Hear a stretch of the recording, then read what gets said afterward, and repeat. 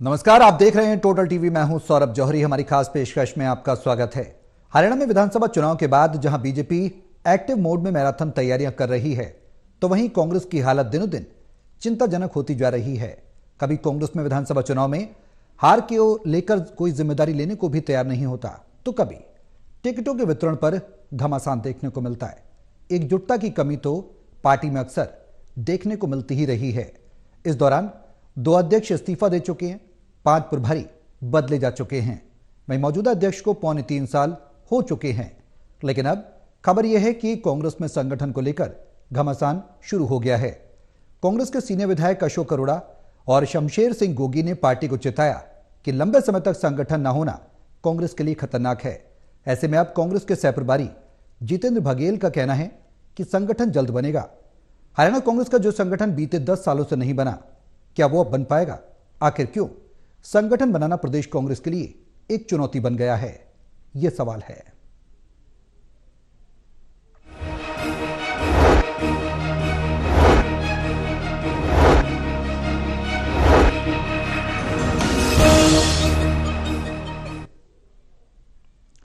आप संगठन को लेकर घमासान पार्टी के अंदर देखने को मिल रहा है। क्या संगठन बन पाएगा? और नहीं बन पा रहा है तो क्या वजह है? कहां कमी रह जा रही है? शीर्ष नेतृत्व के साथ तालमेल नहीं बैठ पा रहा, शीर्ष नेतृत्व का कोई मान नहीं रहा। प्रदेश स्तर पर कांग्रेस के नेता क्या चाहते हैं? क्यों गुटबाजी बार बार उभर कर सामने आती है? ये तमाम सवाल हैं जिनके जवाब तलाशेंगे। हमारे सहयोगी हमारे साथ मौजूद हैं, उनका तारुफ मैं आपसे करा दूं। हिसार से टोटल टीवी के associate editor doctor Mahesh Kumar, Panipat से टोटल टीवी के एसोसिएट एडिटर देवेंद्र कथुरिया और वरिष्ठ पत्रकार वीरेंद्र सोरी जी हमारे साथ चर्चा में रहेंगे। आप सभी के साथ मैं चर्चा को आगे बढ़ाऊं, लेकिन उससे पहले एक रिपोर्ट दिखाते हैं। रिपोर्ट देखिए, फिर करेंगे चर्चा की शुरुआत।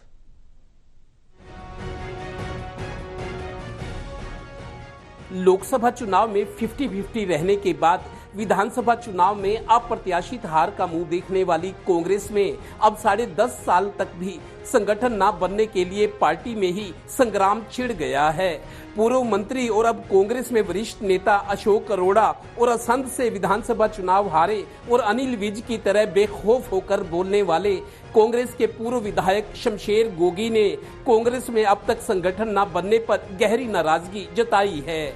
इन दोनों का कहना है कि संगठन न होने की कीमत पार्टी ने लोकसभा और विधानसभा चुनाव में चुकाई है। वैसे तो जनरल तौर पे तो यही लगता है कि तुरंत फुर्त फैसला होना चाहिए था। हरियाणा में हार की वजह से ही महाराष्ट्र में हार हुई, ऐसा मेरा मानना है। जो माहौल खराब हुआ, बाकी सारी बातें तो हाईकमांड जानती है, क्या है क्या नहीं है, क्यों करना है, कब करना है। लेकिन मेरी अपनी पर्सनल राय है कि हाईकमांड को ये काम तुरंत फुर्त करना चाहिए।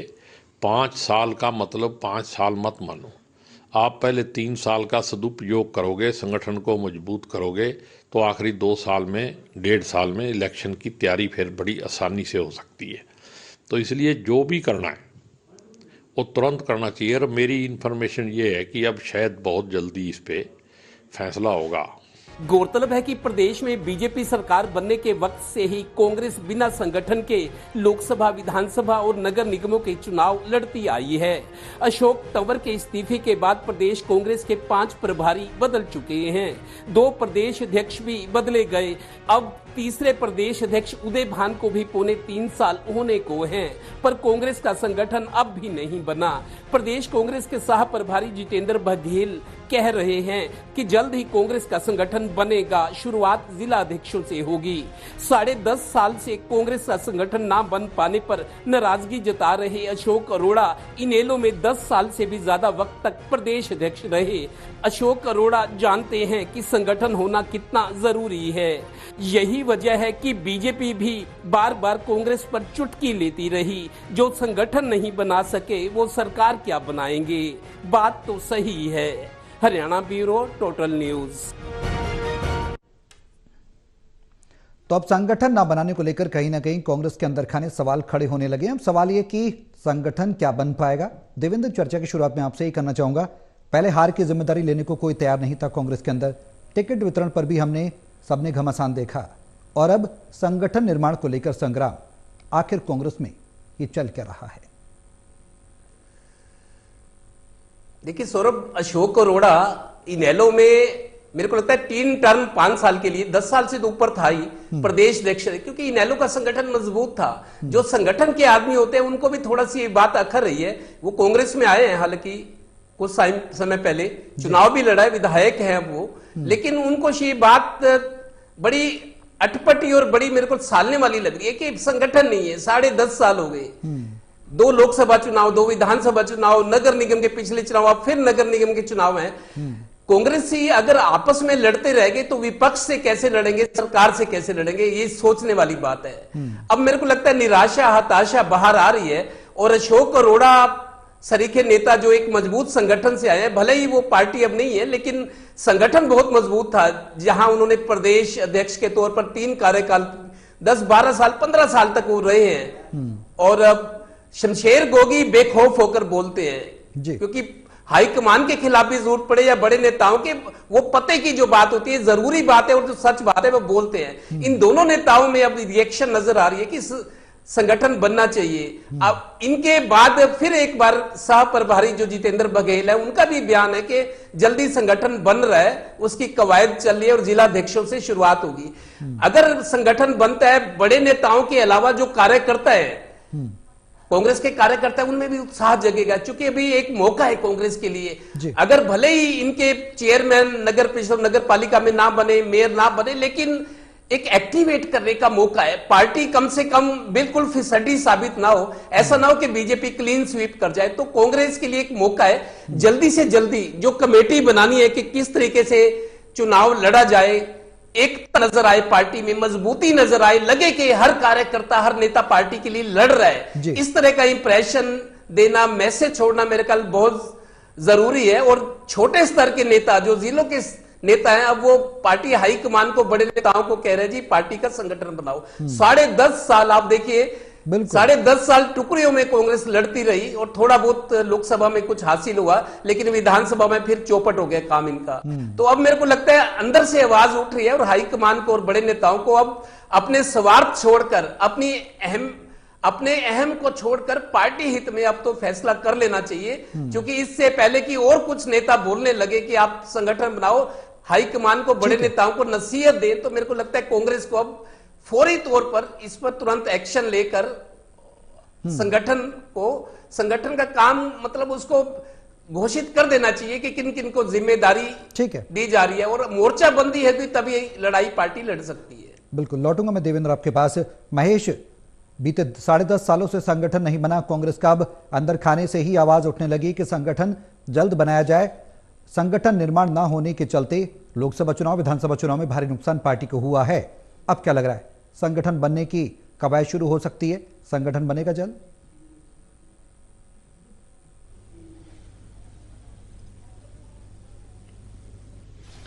देखिए सौरभ, साफ तौर से मैं ये बात कह सकता हूं, अभी जिक्र चल रहा था अशोक अरोड़ा का, उसी के संदर्भ में मैं बात को आगे बढ़ाने की कोशिश करूंगा। यहां पर पूर्व वित्त मंत्री, पूर्व गृह मंत्री प्रोफेसर संपत सिंह, जो कि कांग्रेस पार्टी के नेता हैं, पहले इनेलो में हुआ करते थे, एक बार कांग्रेस पार्टी से विधायक बने, उसके बाद भारतीय जनता पार्टी में भी शामिल हुए, वापस कांग्रेस पार्टी का रुख किया। अभी मौजूदा जो राजनीति कर रहे हैं, कांग्रेस पार्टी की कर रहे हैं। 2-2 की बात कह रहे हैं कि 72 टिकटें जिन्होंने बांटी, एक कमरे में बैठकर बांटी, और जिन लोगों ने निर्दलियों की एक पूरी फौज खड़ी कर दी। 2 इलाकों का जिक्र भी वो कर रहे हैं, रोहतक विधानसभा सीट का जिक्र कर रहे हैं, इसके अलावा कलायत विधानसभा सीट का जिक्र कर रहे हैं, जहां पर किसी और को उभरने का मौका नहीं दिया गया था। वहां पर कांग्रेस पार्टी को कोई चुनौती नहीं मिली, लेकिन जहां पर एक संभावित उम्मीदवारों की फौज खड़ा करने का काम कांग्रेस पार्टी की तरफ से किया जा रहा था, उन तमाम विधानसभा क्षेत्रों का रेफरल नाम देते हुए संपत सिंह ये कह रहे हैं कि वहां पर हार का सामना कांग्रेस पार्टी को करना पड़ा। तमाम वो लोग जो कि भूपेंद्र सिंह हुड्डा की सबसे नजदीकी माने जाते थे, वो निर्दलीय चुनाव मैदान में उतरे और उसके बाद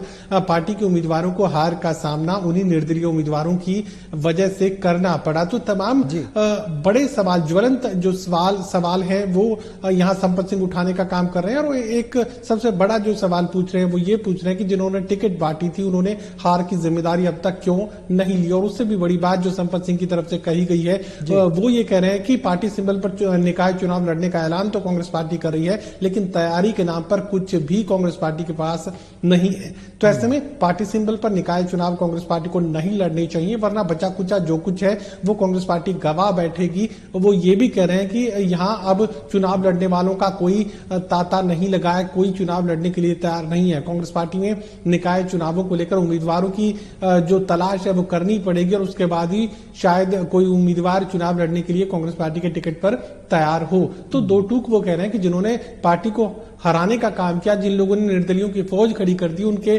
खिलाफ क्या कार्रवाई की गई, और शर्म का शब्द का इस्तेमाल भी वो कर रहे हैं कि उन लोगों को शर्म आनी चाहिए जो पार्टी को आगे बढ़ाने की कोशिश में अपने घर को आगे बढ़ाते रहे। तो ऐसे में अब उन्हें हार की जिम्मेदारी लेनी चाहिए और तमाम जो तख्तो ताज हैं वो छोड़ देने चाहिए। चाहे प्रदेशाध्यक्ष उदय भान की बात हो, भूपेंद्र सिंह हुड्डा का जिक्र वो कर रहे हैं, तो यकीनन अभी जो अंदर की स्थिति है वो विस्फोटक बनी हुई है। वो साफ ये कह रहे हैं कि पार्टी सिंबल पर अगर चुनाव कांग्रेस पार्टी ने निकाय चुनावों को लड़ा तो गर्त में जाना तय है, और जो उसके बाद का हश्र होगा उसका अंदाजा लगाना ज्यादा मुश्किल नहीं है। संगठन की जहां तक बात है तो संगठन पहले जो हार हुई है उसकी जिम्मेदारी तो ले, उसके बाद समर्पण की बात अगर सामने आती है, वो ये भी कह रहे हैं कि भूपेंद्र सिंह हुड्डा अगर थोड़ा सा समर्पण कर लेते, अगर थोड़ा सा न्यौछावर करने की सोच के साथ आगे बढ़ते तो इस बार कांग्रेस पार्टी की सरकार आसानी से बनाई जा सकती थी। लेकिन सेल्फ सेंट्रिक होने की वजह से ये जो नुकसान है कांग्रेस पार्टी को झेलना पड़ा। संगठन की जहां तक बात है वो साफ ये कह रहे हैं पहले हार की जिम्मेदारी तो तय करो,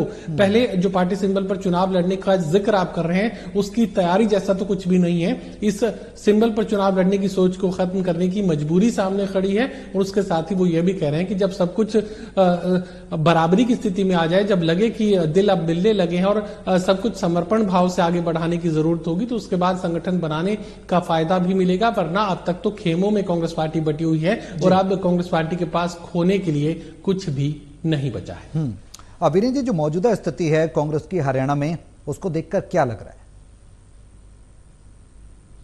देखिए, कांग्रेस का कोई संगठन बन जाएगा जी तो क्या गुटबाजी खत्म हो जाएगी? गुटबाजी तो इससे ज्यादा और बढ़ेगी जी। अब संगठन पर वर्चस्व की लड़ाई चल रही है, तो सभी जो नेता है वो चाहते हैं जो संगठन के पद हैं उसके गुट को मिले। तो ऐसी स्थिति में संगठन का जो एक स्वरूप उभर कर आना चाहिए वो उभर कर नहीं आ पा रहा है। तो उसका एक कारण है कि गुटबाजी को बढ़ावा कौन दे रहा है? प्रदेश स्तर के नेता दे रहे हैं, केंद्र के नेता दे रहे हैं। अब जो कांग्रेस कार्यकर्ता है उसके सामने आदर्श क्या है? वो किस नेता को अपना आदर्श माने? कोई कांग्रेस का अगर विस्तार होना है तो विस्तार कैसे हो? भाई विचारधारा की बात हो, नेताओं का एक आदर्श मानने की बात हो, नेताओं का अनुसरण किया जाए, ऐसा कोई दिखाई देता नहीं है। अब देखिए, कांग्रेस में गुटबाजी है, सभी नेता खुलकर बयान दे रहे हैं, चाहे शमशेर सिंह गोगी हो, कुछ भी हो, कोई भी नेता हो, चाहे कुलदीप शर्मा भी हो जी। देखिए, ये गुटबाजी का है, सबको मालूम है, भाई संगठन नहीं है, मालूम है। फिर यही लोग थे, जब इनसे पूछा जाता था भाई कांग्रेस में संगठन नहीं है तो आप चुनाव लड़ रहे हैं, कैसे चुनाव जीतेंगे? जब कहते कांग्रेस ने तो चुनाव ऐसे ही जीते हैं, जनता चुनाव लड़ती है। तब अब हारने के बाद इनका जो स्वरूप है, इनका जो वक्तव्य है वो बदल गए। तो देखिए, अब जो है कांग्रेस का अगर हार हुई है तो उसके कई कारण है, एक कारण नहीं है, कई कारण है। भारतीय जनता पार्टी के मुकाबले में कांग्रेस पिछड़ी है। उसके कारण क्यों पिछड़ी है ये कांग्रेस के नेताओं को भी मालूम है। उनमें आपस में समन्वय का भी अभाव था, उनके पास कोई रणनीति नहीं थी, ये बात निश्चित है। प्रोफेसर संपत सिंह जो बातें कह रहे हैं वो ठीक कह रहे हैं, लेकिन इसका हल क्या है? बात तो हल सुझाने की है। अब संगठन के लिए काम कौन करना चाहता है? विधानसभा का चुनाव तो सभी लड़ना चाहते हैं, कोई लोकसभा का टिकट मांगता है, कोई विधानसभा का मांगता है, लेकिन संगठन के लिए कौन काम करना चाहता है, इस बात को भी सोचना पड़ेगा। बिल्कुल। अविनीत जी, सवाल यही है कि आखिर वजह क्या है, क्यों एकजुटता नहीं आ पा रही है?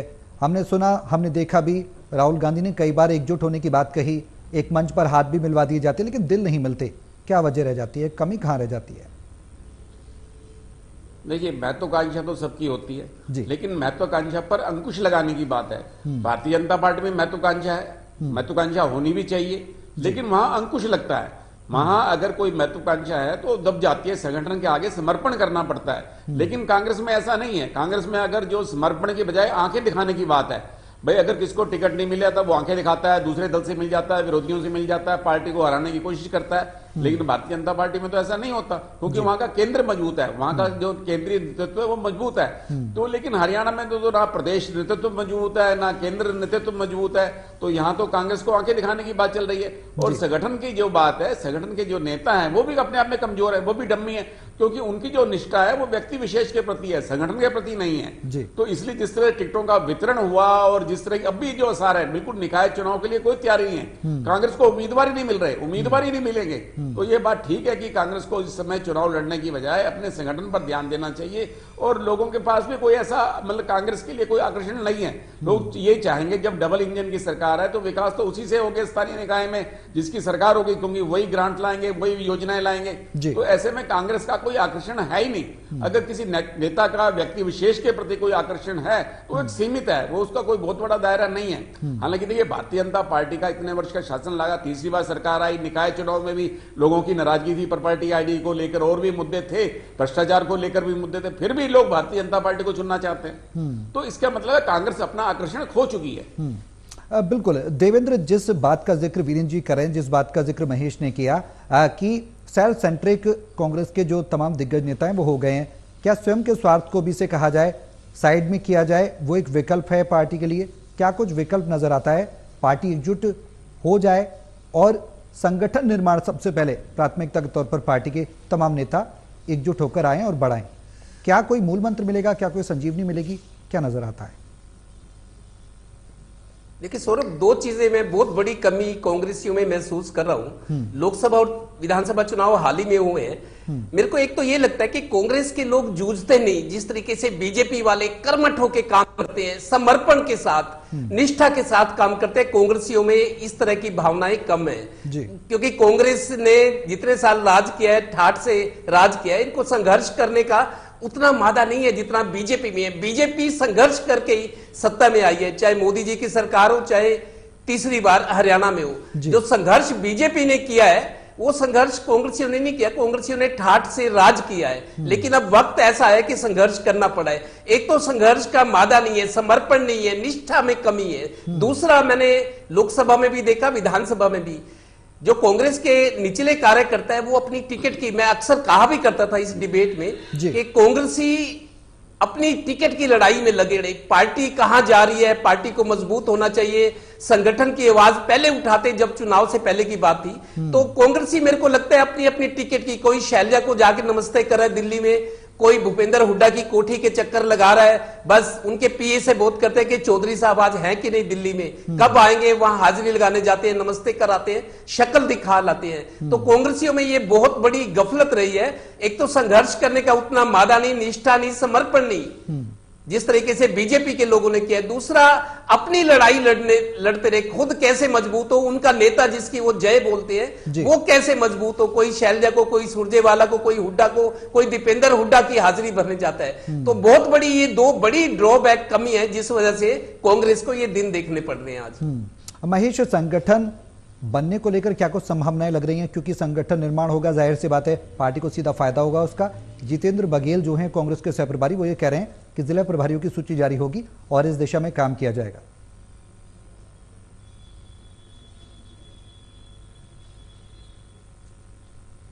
देखिए, मैं मेरे सहयोगी वीरेंद्र सोनी जी की तरफ से जो बात कही गई मैं उसी को आगे बढ़ाने की यहाँ पर कोशिश करूंगा। संगठन अगर बना भी लेंगे, अगर किसी नाम का ऐलान आपने कर भी दिया है, कि लिस्ट आपने जारी कर भी दी, तो उससे क्या होने वाला है? या तो भूपेंद्र सिंह हुड्डा समर्थकों को उसमें जगह मिलेगी, इक्का दुक्का हो सकता है कि शैलजा समर्थकों को उसमें जगह मिले। उसके बाद भी अगर कांग्रेस पार्टी को कोई विरोध प्रदर्शन करने की मजबूरी सामने खड़ी आई तो फिर या तो भूपेंद्र सिंह हुड्डा समर्थक आएंगे या उस विरोध प्रदर्शन में फिर शैलजा समर्थक आएंगे। एकजुटता कहां है? अगर किसी तरह की लिस्ट को जारी करने का काम कांग्रेस पार्टी की तरफ से कर भी दिया गया तो एकजुटता कहां होगी, कैसे होगी, कौन कायम करेगा? नेता जब तक एकजुटता नहीं दिखाएंगे, कार्यकर्ताओं में एकजुटता नहीं आ सकती। और बीच की जो लेयर है, जो मैं संभावित उम्मीदवारों का जिक्र यहां पर करना चाहता हूं, कार्यकर्ता और शीर्ष नेताओं के बीच में जो एक लेयर होती है अलग अलग विधानसभा क्षेत्रों की, वो उम्मीदवारों की होती है, विधायकों की होती है या पूर्व विधायकों की होती है। उन्हें कौन सी तरफ आप करेंगे, कौन सी दिशा में उन्हें आगे बढ़ना है? एकजुटता अगर नेताओं में नहीं होगी तो कार्यकर्ताओं में एकजुटता नहीं आ सकती। बीच की लेयर जो पूर्व विधायकों की है, विधायकों की है, मौजूदा विधायकों की है, या फिर संभावित उम्मीदवारों की है। इन लोगों को आप कौन से पलड़े में डालने की कोशिश करेंगे? जब तक एकजुटता नहीं आएगी तब तक किसी लिस्ट के कोई मायने नहीं है। आप जिलाध्यक्ष बना दीजिए, आप ब्लॉक अध्यक्ष बना दीजिए, आप कुछ भी बना दीजिए, उसके कोई मायने तब तक नहीं है कि जब तक नेताओं में एकजुटता नहीं आएगी। जब तक रणदीप सिंह सुरजेवाला, भूपेंद्र सिंह हुड्डा, कुमारी शैलजा, अजय यादव, जब तक ये एक मंच पर नहीं होंगे, दिल इनके नहीं मिलेंगे, एकजुटता के साथ काम नहीं करेंगे, एक दूसरे के इलाके में जाकर वो पार्टी को मजबूत करने की कोशिश नहीं करेंगे, तब तक कुछ नहीं हो पाएगा। मैं जिक्र यहां पर रोहतक लोकसभा क्षेत्र का करना चाहता हूं। देखिए, रोहतक लोकसभा क्षेत्र में कुमारी शैलजा पूरे हरियाणा का दौरा कर रही थी, लेकिन रोहतक लोकसभा क्षेत्र के सिर्फ एक हिस्से में वो दाखिल हुई थी और उसके बाद उस यात्रा को ही स्थगित कर दिया गया। कांग्रेस संदेश यात्रा का मैं जिक्र कर रहा हूं, जो कि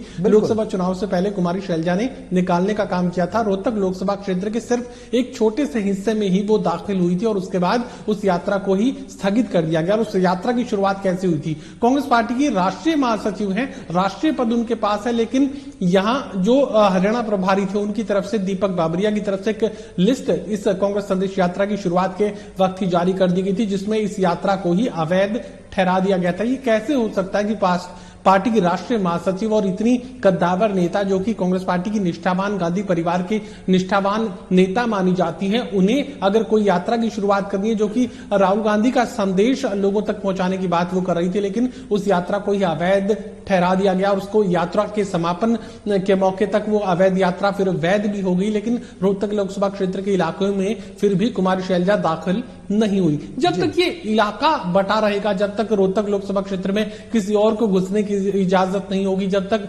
इलाकों में पूरी कांग्रेस बटी रहेगी, तो ये कैसे संभव है कि पार्टी मजबूत होगी? आप किसी लिस्ट का नाम जो है जाहिर कर भी दीजिए, कोई लिस्ट आप जो है मीडिया में दे भी दीजिए, लेकिन उन नामों का कोई मतलब नहीं है जब तक पार्टी में एकजुटता, पार्टी के शीर्ष नेताओं में एकजुटता नहीं है। वीरेंद्र जी, शॉर्ट में आपसे जवाब चाहूंगा, क्या दिल मिलेंगे, जिसका जिक्र महेश कर रहे हैं, देवेंद्र ने भी किया कि जो खींचतान है वो थम पाएगी? क्या दिल मिल पाएंगे? जो नेताएं अलग अलग गुटों में बटे हुए हैं, इलाकों में बटे हुए हैं, संक्षेप में सर। देखिए, ये तो ऐसा ही चलता रहेगा। गुटबाजी पहले भी रही है, आगे भी रहेगी, और वर्तमान में तो जो स्थिति है और इससे स्थिति ज्यादा खराब भी हो सकती है। लेकिन मैं मानता हूं कि केंद्र का क्या वो है, भूमिका रही है। जब प्रदेश नेताओं में गुटबाजी थी, चाहे प्रभारी थे दीपक बाबरिया, उन्होंने हरियाणा में आकर कौन से कार्यकर्ताओं से मीटिंग की, और स्क्रीनिंग कमेटी के चेयरमैन अजय माकन थे, वो कार्यकर्ताओं से कहां मिले? तो मतलब जो है, कांग्रेस का भी, जो केंद्र के नेता, उनका भी उतना ही दोष है। अगर प्रदेश नेतृत्व दोषी है तो केंद्रीय नेतृत्व भी उतना ही दोषी है। बिल्कुल। चलिए, बहुत शुक्रिया आप सभी का हमारे साथ इस चर्चा में शामिल होने के लिए। कांग्रेस में संगठन को लेकर अब घमासान देखने को मिल रहा है। सवाल यह कि संगठन बनेगा, पार्टी को मजबूती मिलेगी? तमाम सवाल हैं जो भविष्य के गर्भ में जिनके जवाब छिपे हुए हैं। देखना होगा कि जिस दिशा में आगे काम किया जा रहा है संगठन निर्माण की दिशा में, वो कितना सिरे चढ़ता है। मेरे साथ इस खास पेशकश में अभी के लिए बस इतना ही। नमस्कार।